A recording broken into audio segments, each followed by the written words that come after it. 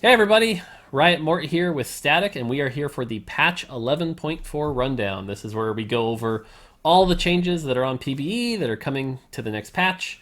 And 11.4 is looking like a doozy, a very big patch. I've heard some streamers call it set 4.75. I think that's not true, but it is a big patch. What are your thoughts?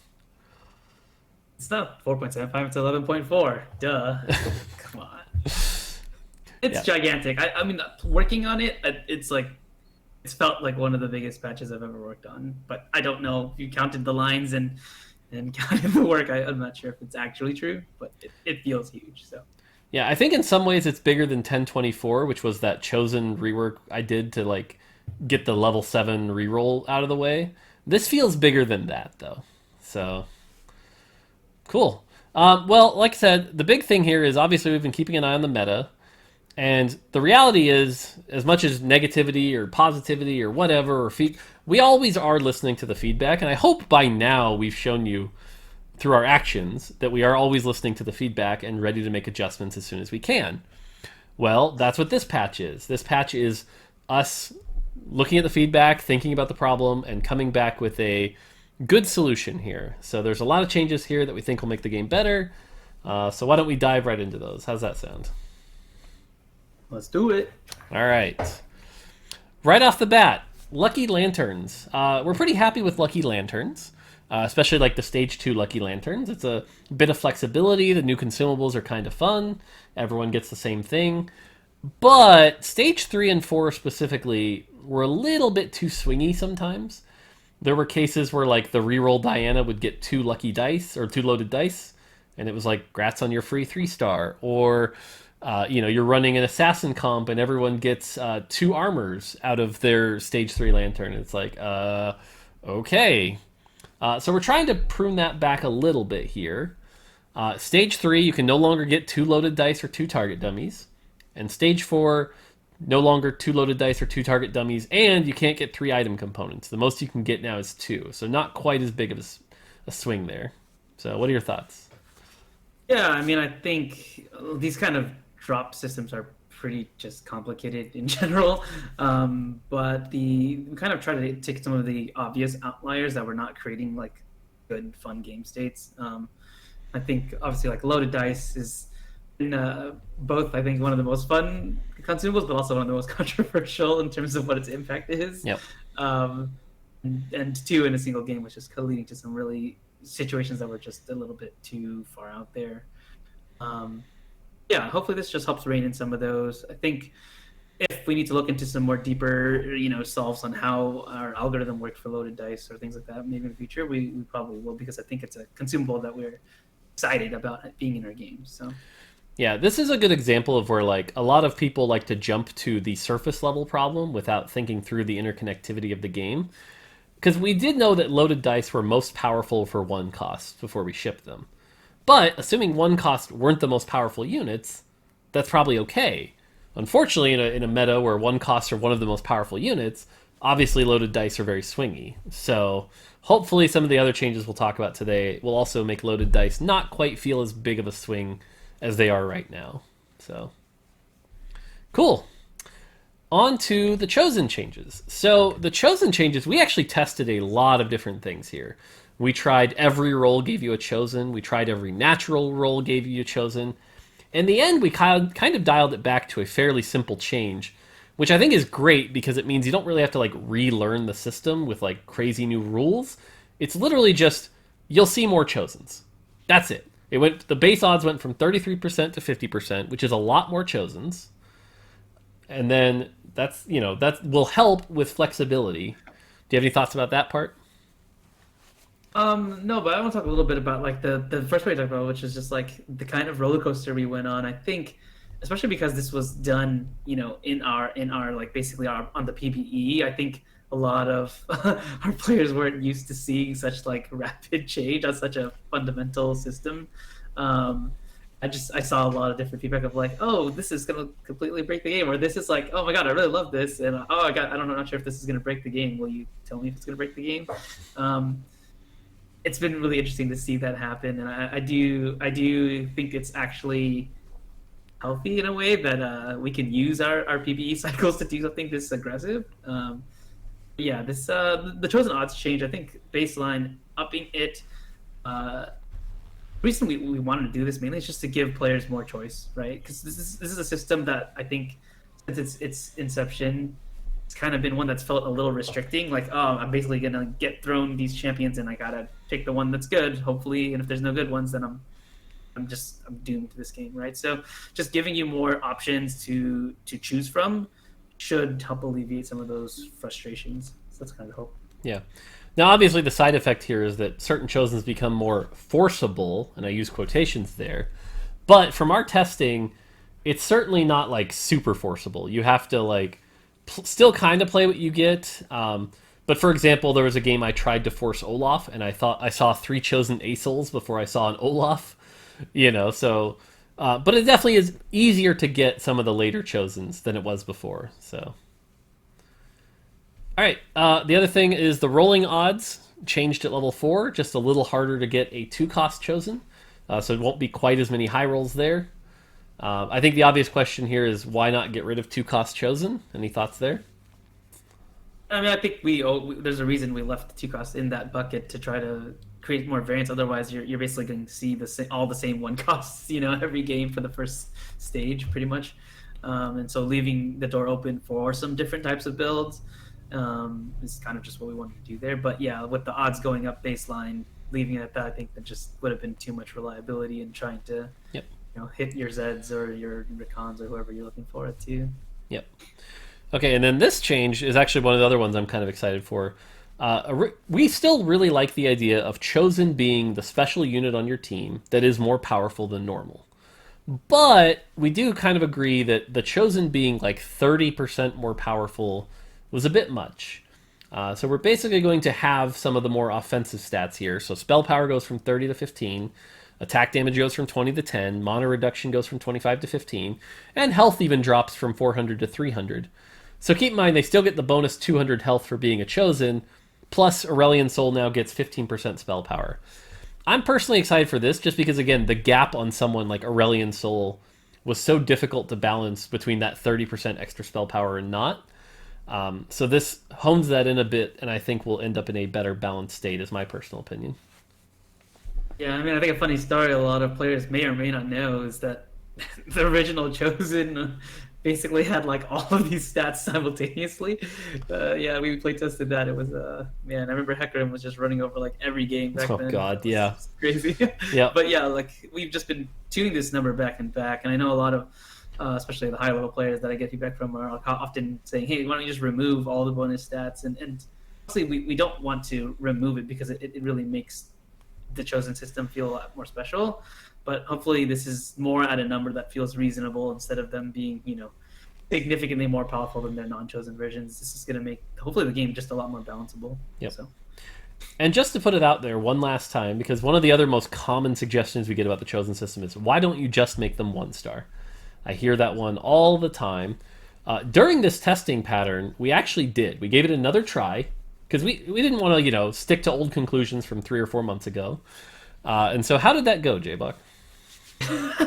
Yeah, it's actually me. I was like, I agree with everybody. Like, we need to go to 1-stars. And by the way, it was a pain just to get it in because the system's actually built in a way that we need that it's for 2-stars in the shop, which is really special.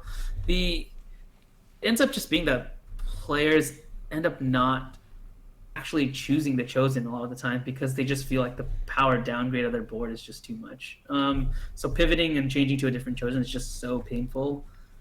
Just both from a psychological standpoint, but also just from like a game power standpoint. And yeah, it just ended up being that people were even more scared to not buy new Chosen. I think that was definitely a no-no after playtesting it.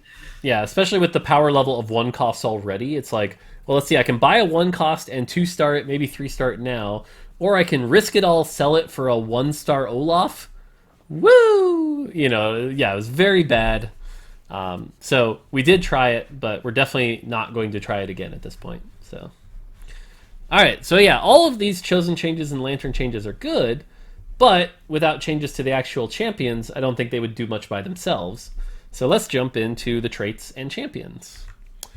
On the trait side, kind of the high level of all the traits, I think, was that a lot of the 6 and 9s were just a little too strong.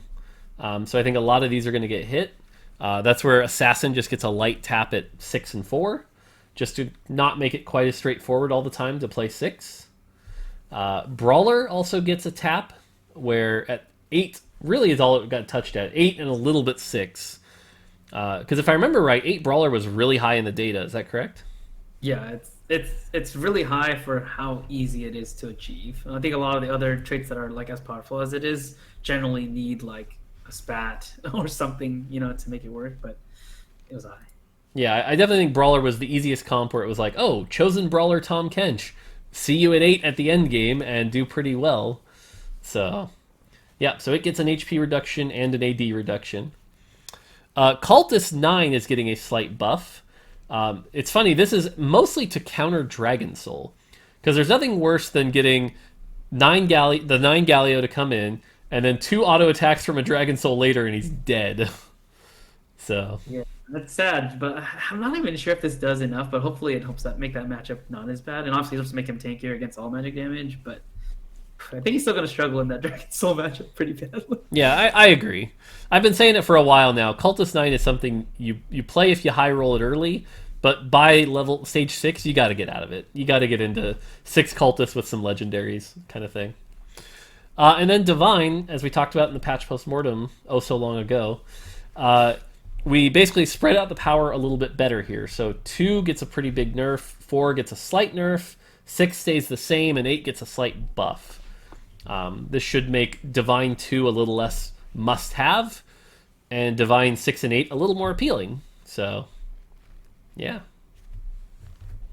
All right.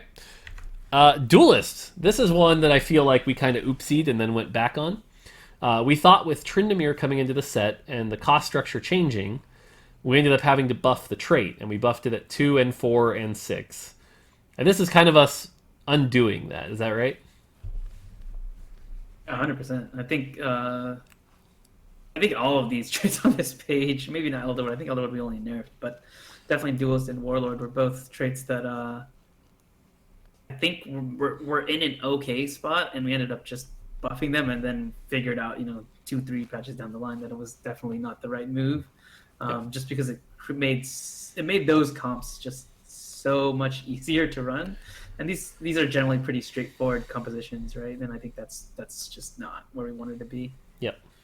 Yeah, Duelist in particular, I think, was very frustrating when someone hit 4 very early, or even 6 with a Lee Sin. It's just like, guess I'll die. But yeah, so Elderwood 6 gets a big nerf. Or excuse me, Elderwood 9 gets a very large nerf, and Elderwood 6 gets a small nerf. Any thoughts there? Yeah, I think both Elderwood and Warlord, like Warlord 9 and Elderwood 9, were just kind of like way off the charts. And we want those vertical chase traits of like those 9s, to be something you can go after, and should in some scenarios. But I think right now it was just like, if you got the setup, you were just kind of like autopiloting and just winning for free a little. So you can see it both in Warlord and Elderwood taking a pretty big nerf at 9. But hopefully as all the traits that we've just been talking about get powered down, I don't think it's as much of a nerf as people would think, just because we're pulling down a lot of the bigger outliers on the trait side, so it shouldn't be as bad as you think it would be. So It should also open up more interesting choices in the end game, right? Where it's like you don't have to run 6 Warlord or 6 Elderwood. You can actually flex into some of the more powerful champions later. So that's kind of the hope there. But yeah, these 2 traits in particular with the 9 were really high. And it's kind of been a weird mismatch with the Chosen system a bit here, because it used to be like if you wanted 9 of something in Galaxies, you needed like 2 spatulas, which was really hard to do.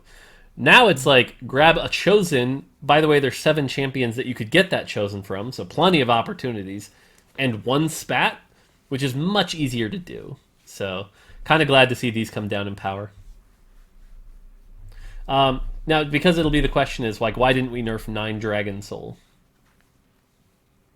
it doesn't look as powerful, but I could see the argument that once we pull down a lot of these other ones, it might be the new monster around the corner. But wasn't really ready to pull the trigger on that without really knowing that. So Yeah. Data wise, it actually looked like 9 Dragon Soul was like where we should be aiming for our 9s. So kind of cool to see that. Okay, on to champions. And there's a lot of slides here. Okay, one cost. I'm just gonna go real quick here. Diana, attack speed nerf, shield nerf, orb damage nerf.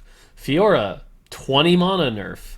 Nasus, 20 mana nerf, 10 magic resist nerf. Let's save Nidalee for a second. But those first three kind of show just a general, hey, those one cost carries that were carrying you all the way to the end game, kind of getting hit pretty hard here. And that's on top of some of their traits, right? Like Fiora got hit by Duelist and this. Nasus got hit by this and Divine. So it sounds like the goal is just like one cost 3 stars aren't the way to play the game. Is that kind of what we're thinking? Yeah, and I mean this when we finally reviewed the data like really deeply, and I think you guys can thank Mort for this. It's like we saw how big of a delta there was between one cost 3-star power and the rest of the field, and it was surprising because I wasn't really sure where that happened along the road because we never did a patch where we were like, let's buff all the one costs up. But just looking at it and playing the game, it just was obvious that the one costs were just running the table too much, given how easy they are to obviously hit in the early game. It just didn't make a lot of sense for them to be so powerful. So this is a big, aggressive push to make them more like what they should be at one cost. So Yeah, the way I've been describing it to Kent and you a little bit is that like a one cost 3-star should be something that like if you've got 7 of them at Krugs, maybe you chase it a little bit and try to hit it. And if you haven't hit it by 3-4, 3-5, get out of there. But what we were seeing is like people willing to keep rolling and keep rolling all the way to 4-2, and that would work. That's not okay, you know. So hopefully this gets us closer to that world. And then Nidalee, who was the top performer of all the champions, got kind of a rework here that I'm really impressed with. You did this rework, and I'm so happy with this. So why don't you talk about it? yeah, so I mean, the big kind of high level on this is, she's supposed to gain throw her spears and it deals more damage based on how far it's traveled or how far she is from the target. And I really just wanted to push that as her actual identity because we noticed in playtesting that just like sometimes you would have like a melee character run up to her, and if she was itemized in 3 stars, she would throw the spear and actually kill them when they were like pretty good health, which was just off from the fantasy we were trying to pursue with the character. If you play Nidalee in League of Legends, you're checking those spears from far, trying to get those big snipes. So we really wanted to reinforce that. So you can see here that the base damage has gone down a lot, but we upped the bonus damage per hex by a lot as well. So if she's throwing at a melee person, it's going to be a lot less damage now. If she's throwing into the corner, she's actually going to get more damage. On average, she's actually just going to get less damage because there is a kind of bug fix here, which is a little bit hard to understand, but basically the calculation was adding a free extra hex distance. So even if you were in melee range with someone, you were actually getting bonus damage previously in 11.3. So this is going to be fixed. So she should be a lot weaker when you're up in her face, and if you can still get those corner snipes, like you'll still be destroying fools. So yeah, that's the thing I want to make expectations clear on. Like there was that clip, I think it was of Robin, who his Xayah 3 got one shot by a Nidalee. Like, that might still happen, because that was from a very large distance, and a 3-star Nidalee with proper items might still do that.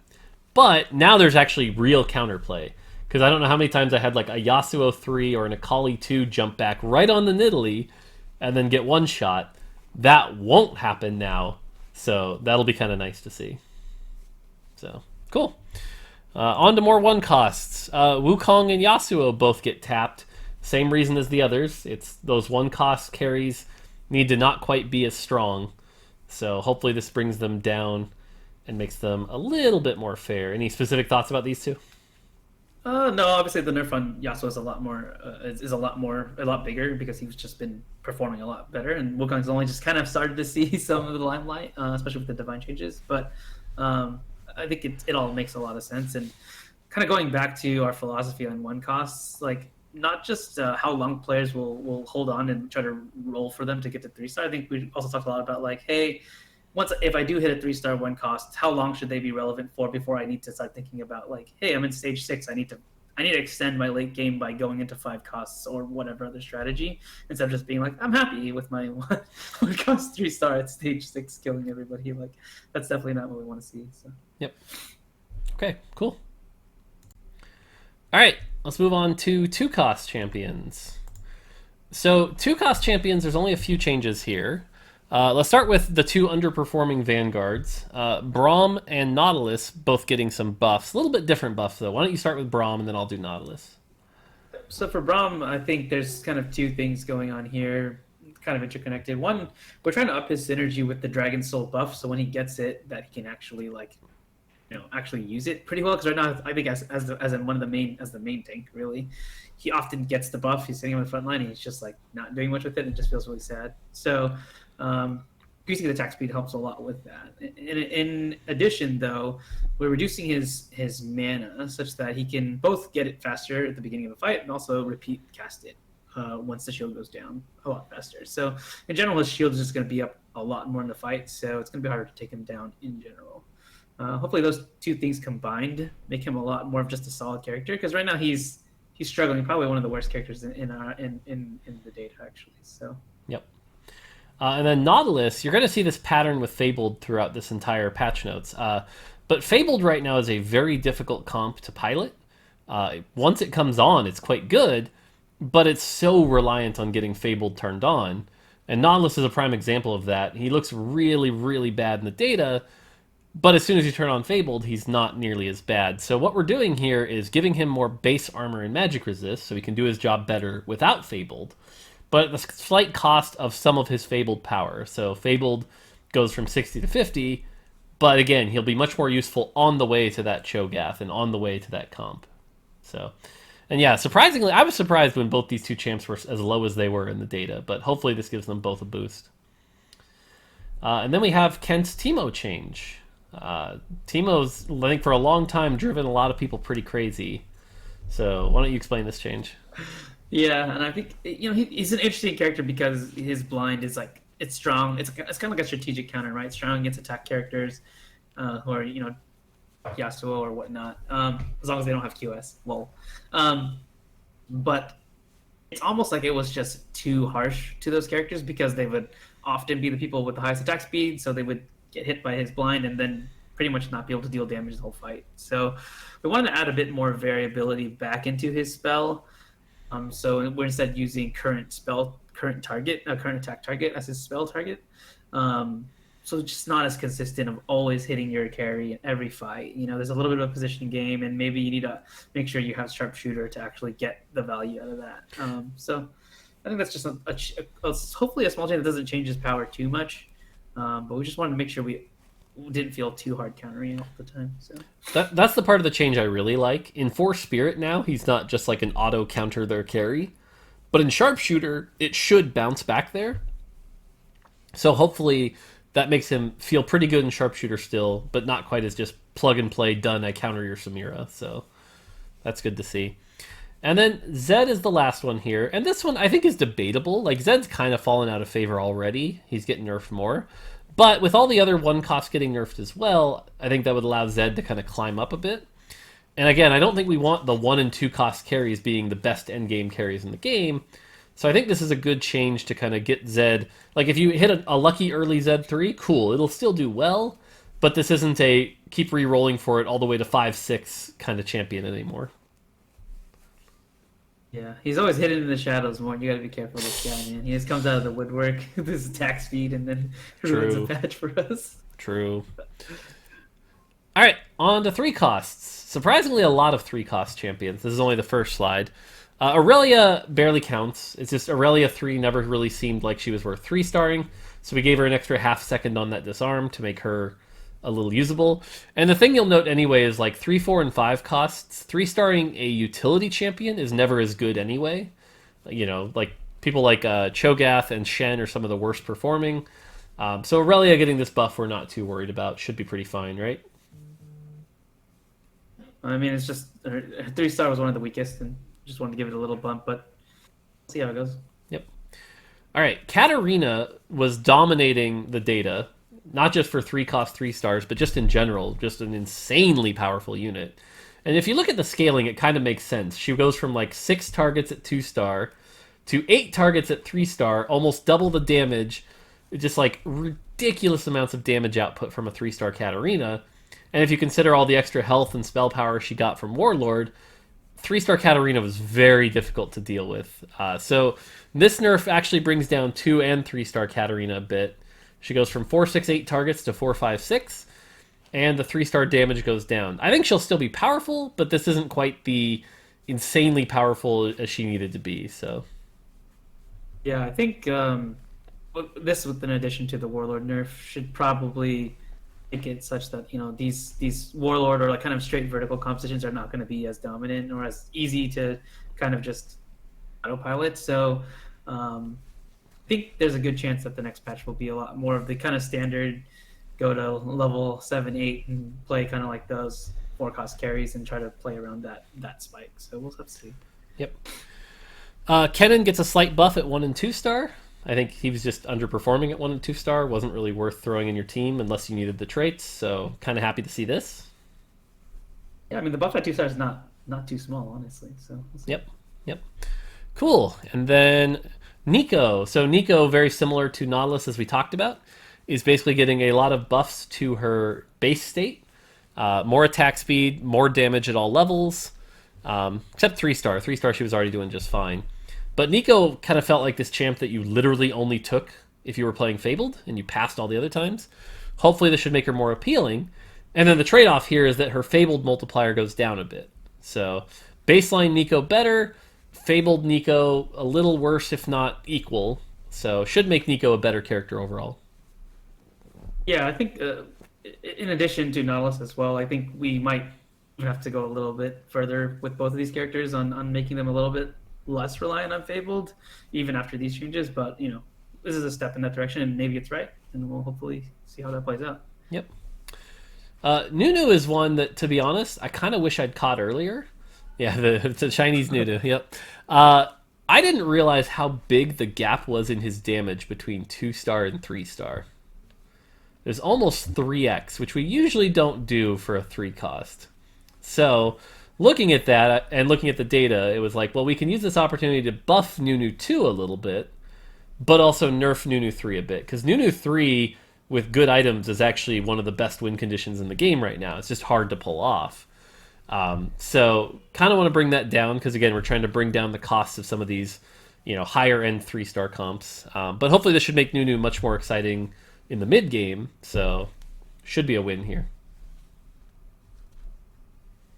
Okay. And then Shyvana, who I think was clearing away the best early 3-cost you could get, considering she had 80 built-in magic resist, was kind of insane, and a ton of HP, which was then also multiplied by her brawler trait, which then did a ton of extra burn damage. Which, by the way, Hurricane multiply. Like, she was just a little too good for a 3-cost. So we're bringing down her HP, her magic resist, and her burn damage. I think she'll still be quite good. Just maybe not the win condition at the end game.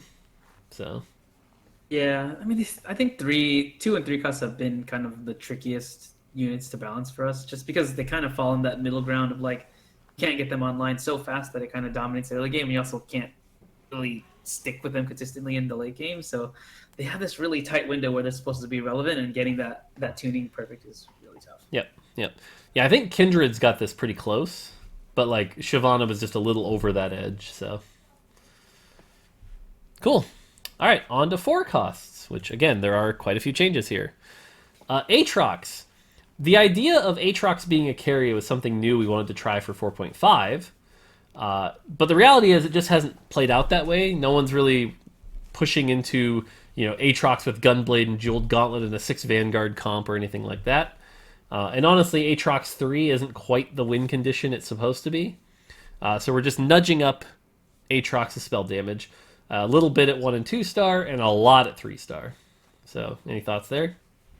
Yeah, I mean, I think one of the biggest signs of a forecast not being worth it right now is often, you see on the roll downs, seeing people just like pass him up all the time. I think that's what we've seen out of Aatrox for a while. And we buffed him going into this expansion, but just a little bit more. He should be something where you see a chosen, a chosen version of Aatrox, and you should be thinking, hey, should I take this thing? So I think this pushes us in that direction.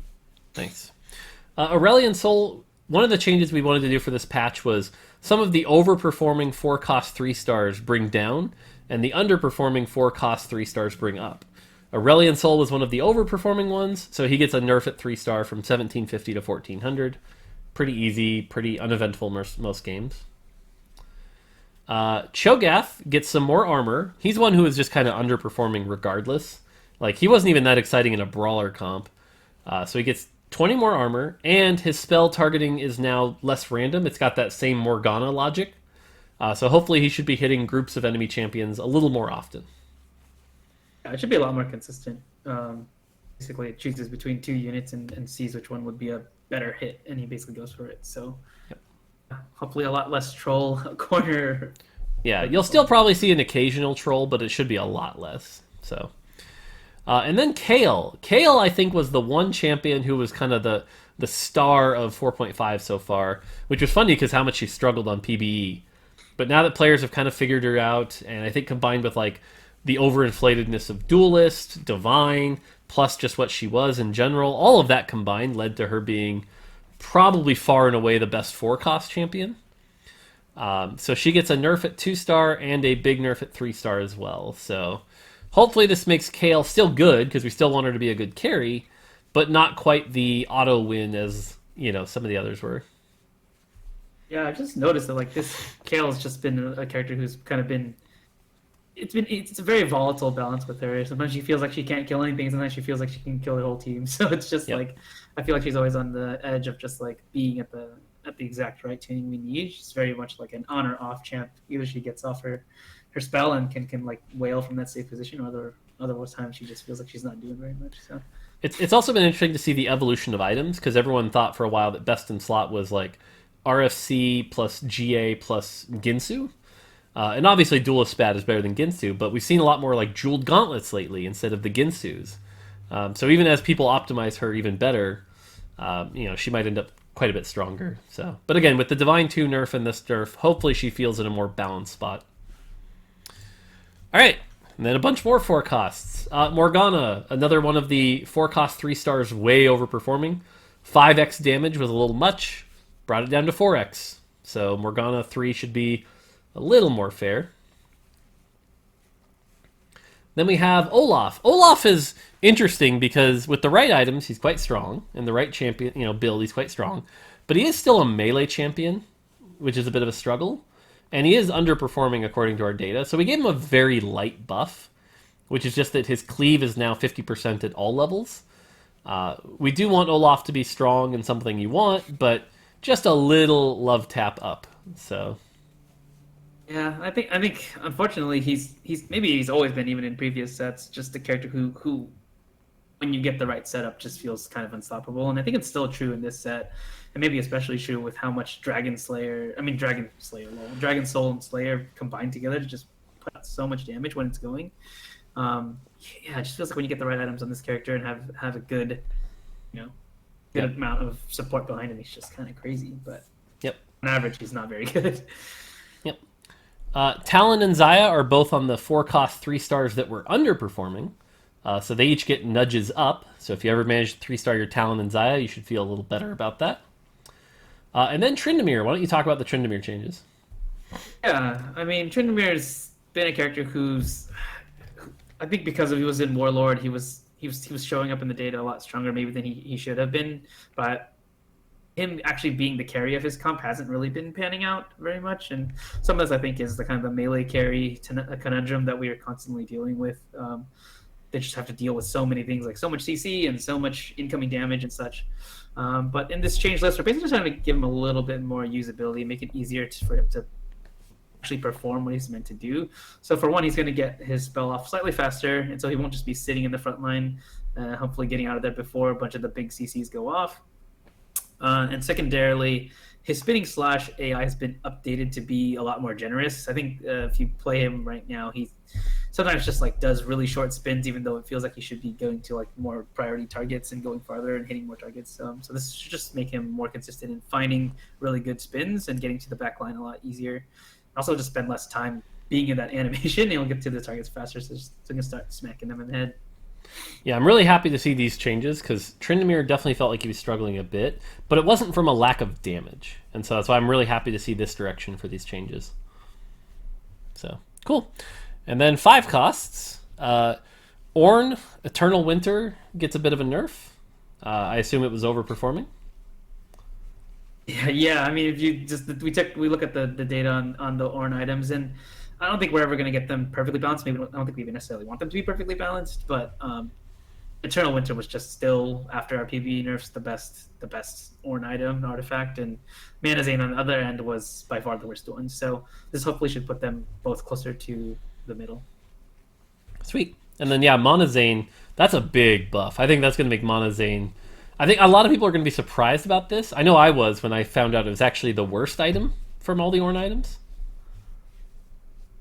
Yeah, it's definitely by a lot. I think it's hard for me to say, but I think at 8 seconds, you just often weren't getting value out of the second cast. And most people, most fights at that point in the game where you're getting an artifact are just happening quite fast. And so this should actually make the second cast actually go off in a time that matters, or before your character even dies. So hopefully I think it'll be a pretty big impact. But it was so far below that I think it'll be okay. Fear the Monazane zillions again. I know, that's true. All right, Samira. So this is one I think you and I didn't quite agree on, but it's always worth it to talk about that sometimes. So Samira got a range nerf from 3 hexes to 2. What's the thoughts there? Yeah, I mean, Ken and I were talking a lot about just Samira in general. She's a character that's literally has a tag called Daredevil, but right now it feels like she's one of the safest carries you can play in a lot of ways. She's very consistent in how you can pretty much place her almost anywhere on the board. She kind of dives away from any danger that happens. She gets a shield. She has a bunch of lifesteal, and I think that she had so many answers to opponents trying to play against her. So lowering her range should actually make it a lot harder for her to position in a good spot. When you land assassins on her, she's not going to be able to just dodge away from them so easily, and she actually is going to have to fight to get to her S rank before she ults.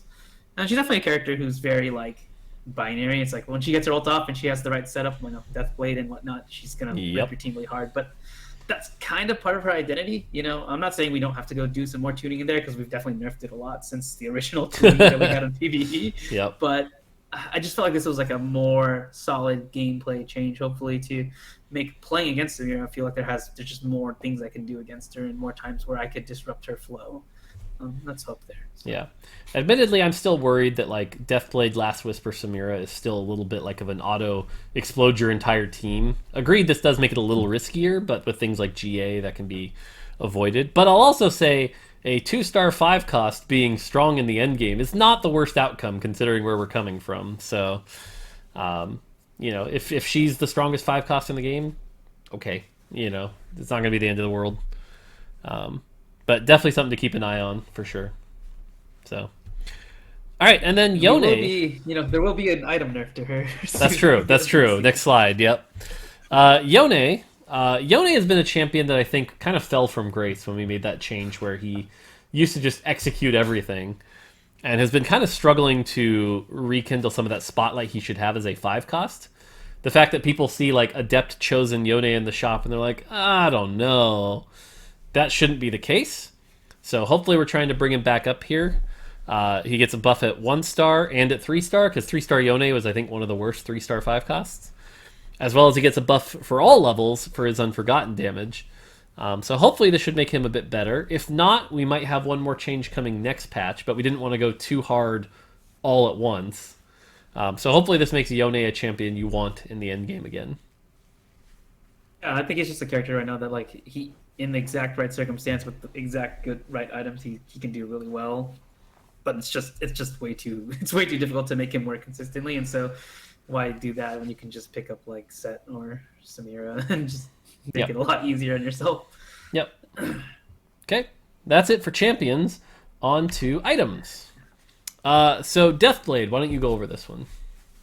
Yeah, I mean, Deathblade is just it's a cool item from a thematic standpoint, snowballing in a fight and getting more and more powerful. But we've just found that, across especially the last set, with Warwick and Samira now and Olaf, these characters use this item very well, and the rest of the cast doesn't really use it very well at all. It actually performs quite badly on average, even though it has these really amazing high cases with these specific champions. And so this change, we're trying to just normalize that a little bit and bring in the kind of, floor and ceiling of the item. So in general, you're just not going to get as much AD as you were able to previously when you're starting to snowball, but you're going to start with a little bit more AD than you used to. So even if you're not getting kills, at least the item's still doing more work for you. So hopefully this brings in kind of the bigger edge cases like Olaf and Samira. And if not, maybe we need to look at some deeper work on this item. But I think this is about as close as we could get when we were looking at different possible tunings for Deathblade. Yep. All right, Gargoyle Stoneplate gets buffed from 15 to 20. I'm happy to see this. Another hilarious case, by the way, of when we first launched the item, it was 20. And then we went from 15 and 12 and all over the place. But now we're back at 20. I think I'm just happy to see this. It's a good defensive item. Should open up some more defensive builds. More options than just Bramble and Dragonclaw every game. So hopefully that's a positive here. Static Shiv. I think... Oh, go ahead. You were going to say something about Gargoyle? I was just gonna say, like, just it opens up some cool play styles, and I think just having this item not be strong at what it does is kind of it just cuts off some of the possible composition space, I think. So. Yeah. All right, Static. Why don't you tell us about Static Shiv? Yeah, I mean, I've worked on this item a lot now. Can't ever find that sweet spot, but hopefully this is the final time. But yeah, I think the biggest thing that we noticed about Shiv is just that it kind of didn't really have a clear identity as an item. It was just an item that, you know, when it was strong, was like really good at to snowballed early and mid game and just fell off. The shield mechanic, you know, dealing bonus damage shields never really panned out, and it just never really felt like the reason you would build a Static Shiv or not. So this time we're trying a more kind of general effect that's a bonus effect on Static Shiv. So you can see at the bottom, when Shiv crits, it also reduces the magic resist of targets hit by 60% for 6 seconds. So this is going to give it a lot more use cases in comps that aren't even necessarily about attacking. So if you're playing a spell-based comp, you can actually get an MR shred from it. But if you're playing attack speed comp, it's also really strong because it's just doing that value. And obviously, in order to get to there, Static Shiv can actually critically strike now. The lightning chain can critically strike. So that means, you know, basically if you have more crit damage, that damage actually goes up. Obviously, we've had to nerf the base numbers of the items, both the damage and the amount of targets it's hitting, in order to compensate for all this addition. So that's kind of where we landed at. I don't know. I'm excited to see how it gets used. I think my hope is that it's a bit more creative, how you would use this item, who you're going to put on, when you get it, how are you going to use it? Are you going to try to synergize it with crit, attack speed? Are you just going to leave it on a random character that it has open slots? It's just my hope is it's interesting and fun to play around now. Yeah, I'm admittedly really torn here because on the one hand, I love the idea of it being an MR shredder. We've needed one of those in the game for a while, more than Ionic Spark. I think playing this on like a Kindred is a cool idea, or playing this in a Mage comp is a cool idea. So that part I'm really excited about. On the other hand, I'm still not sold on tying it to critically strike. But we'll see. We'll see how that plays out. I know I've seen a few people excited to try the Infinity Edge Shiv Tristana. So we'll see how that goes. Yeah, I'm not sure if it's double Shiv though anymore, but we'll see. That's interesting. We'll see. True. Okay, and then Sunfire gets a very slight nerf. It was just a little too good in the early game. So now instead of burning somebody every 2 seconds, it'll burn somebody every 2.5 seconds. So it just slows the cadence down a bit. We also want this item to be a little, Morello actually be in the running compared to this item. So hopefully this brings it down just a little bit, that this isn't just the auto slam it always is. Yeah, Sunfire is just by and far away the strongest item for the first 2 or 3 stages. So we can just looking to tone it down a little bit. Yep. And then Quicksilver gets a massive change, and by massive I mean incredibly tiny, where it just properly blocks the AD reduction debuff from Morgana. So, sweet. Cool. And then the last slide is a bunch of bug fixes. So I'm just going to read these really quick here.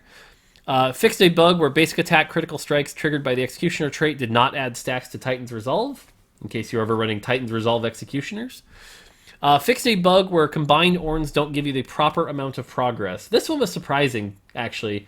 I think it was Nature's that was helping me realize that, actually right now it's random which one it picks. Let's say you have an Orn with 2 charges and an Orn with 1 charge. It's random which one you get. Originally, I thought the designer intent was it takes the highest. But actually, Giovanni's intent was that it takes the combination. So if you have an Orn with 2 charges and an Orn with 1 charges, you buy it, now it has 3 charges and will make an item. It can never make more than 2 items, so you can't have like a 3 charge Ornn and a 3 charge Ornn, combine them, make 2 items. That doesn't work. But it will now take the combination of their stacks, so that's good. Fixed a bug where if your bench is full and you make a 3-star Chosen by buying the Chosen from the shop, that Chosen doesn't get the Chosen benefits. It was a very rare bug, but a few people had reported it. That's gone.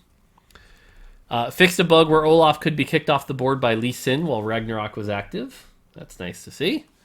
I yelled about that every day. Yeah. It made Lee Sin very good. Fixed a bug where the boss did not trigger its true damage buff if Set was healed to full by other sources, like Anima Visage. This is very nice to see, and is nice buff to Set. Fixed a bug where Zillion wasn't properly deprioritizing summoned units with Rewind Fate. So hopefully no more Azir soldiers and targeting dummies getting the Zillion buff. And finally, Tryndamere's Spinning Slash now runs through his attack flow, applies effects like Static Shiv's bonus damage or Ginsu's Rageblade bonus attack speed. So It might be a little confusing, by the way. Just like it actually only triggers it once. It's not like it's going to trigger on every person he hits. Just to... yeah, it's a very, very slight, almost unrecognizable buff to those items. So yeah, I think so. Cool. All right, we made it through the end of the patch. This is a lot of changes, but Static, correct me if I'm wrong, but the goal of these changes, though, is to get the game a little bit back to a more traditional state where, like, reroll comps can still exist, but you kind of have to high roll them for them to actually be viable. You can't just force them. Chosen is a little bit more flexible in the end game, so you don't feel like if you didn't hit in the first 2 rerolls, you're screwed. And hopefully the end game is a lot more mix of comps and playing what you got and being able to be a little bit more flexible than it was in the last patch. That sound about right? Did I miss anything? Yeah, no, I think that's the 2 big themes for me are, one, can we just get the balance between costs better? Because it's pretty far off right now. And then secondarily, can we reduce the amount of frustration some of these systems like Lucky Lanterns or Chosen are introducing after, having played for these for months now? Can we get them into a better spot where they don't feel as frustrating and dictating the experience in your game all the time? So yeah. And admittedly, this is a big patch. It may not land perfectly. If it doesn't, we'll patch it as necessary. But let us know how it feels. Let us know if it was an improvement or if it's worse. But hopefully everyone enjoys it more than they've been enjoying 11.3 and 11.2 so far. So that's probably our biggest goal, right? Just enjoy the game more. So. And I think obviously at the back of a big patch like this, like I said, we're probably going to have a smaller patch in 11.5 and be more reactive to like what's happening and not trying to just do another big set of fun foundational changes again. Yep. So. Yep. Cool. All right. Well, then that's going to do it for us for now. Again, this patch comes out on Wednesday, I believe the 17th. Is that right? Yep, Wednesday the 17th at your local time. Hopefully you guys enjoy it. Until next time, take it easy.